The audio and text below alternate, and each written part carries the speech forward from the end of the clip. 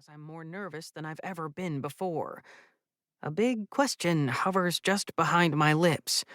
I'm holding it back until the right moment. During dessert, probably. Right after Buckley's first bite of cake. I'm trying to sweeten him up so he's sure to say yes when I pop the question. The plates we've been served so far were small. Each tasting has been just that, a bite of bliss that escaped my palate before it even settled. The pear salad was exquisite, with a refreshing pink dressing, pomegranate maybe, that I was afraid to ask the fussy waiter about since he was already annoyed with us for my stinginess. We've ordered the cheapest drinks and the least expensive plates because the boutique doesn't pay me that well, and my side hustle of teaching cardio dance fit classes isn't much better. This outing tonight is being bankrolled by a Capital One credit card limit I have no idea how I got approved for. "Thank you for coming here tonight," I say to Buckley, sounding small. My heart is skittish.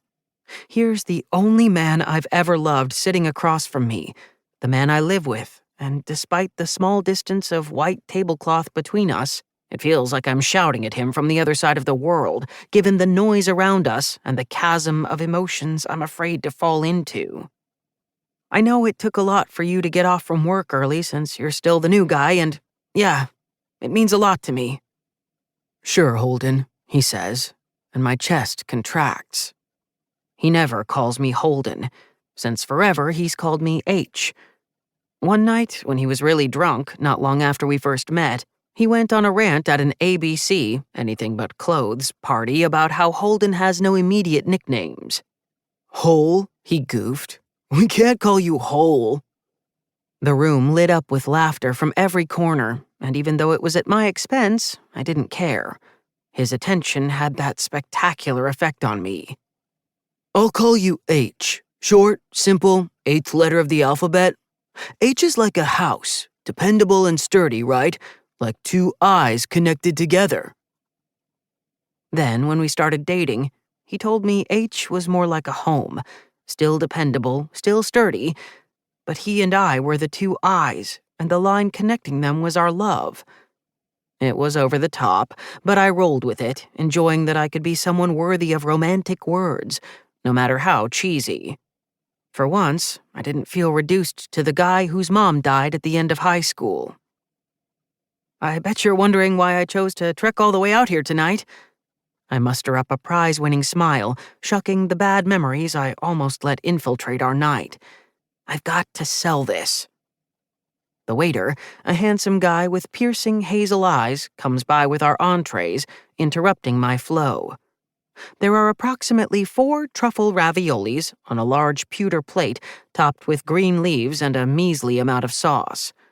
I already know I'm going to be starving when we leave, as if my stomach weren't already in nauseated knots. "Thank you," Buckley says almost too congenially to the waiter. His eyes drift down the waiter's ass as he walks away. I normally wouldn't mind Buckley checking out another man. Looking is fine. Touching, within the express bounds of our open relationship, is fine too. But to do it so brazenly in front of me when I'm obviously trying to talk to him about something significant is more than grating. "I didn't really give tonight a lot of thought," Buckley says when he finally tears his eyes away and picks up his utensils.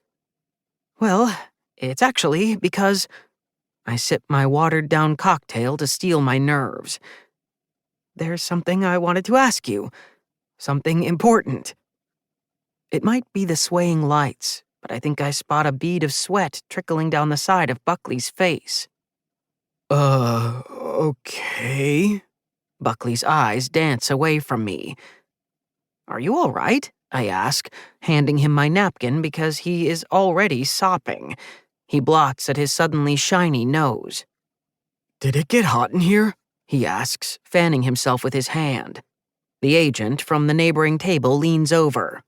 "I've been asking myself the same thing." But the agent looks like he's a smarmy ball of sweat all the time, so I don't consider his opinion relevant. "Do you think it's something you ate?" I try to flag down the waiter so he can see a list of ingredients. Buckley doesn't have any known food allergies, but, of course, tonight of all nights, he might as well go into anaphylaxis.